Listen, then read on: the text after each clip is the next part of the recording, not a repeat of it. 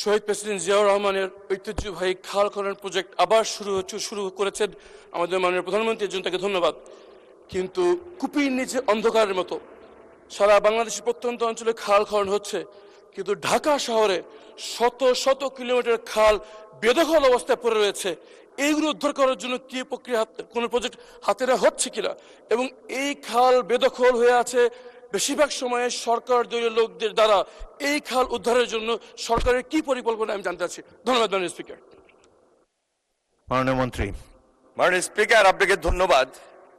আমি মাননীয় সংসদ সদস্যকে অসংখ্য ধন্যবাদ জানাবো যে এই বিষয়ে তিনি আমাদের দৃষ্টি আকর্ষণ করেছেন। এর পূর্বেই আমরা আন্তঃ মন্ত্রণালয় একটি বৈঠক করেছি, যে বৈঠকে পানি সম্পদ মন্ত্রণালয়ের পাশাপাশি এলজিডি, স্থানীয় সরকার সমবায় মন্ত্রণালয়ের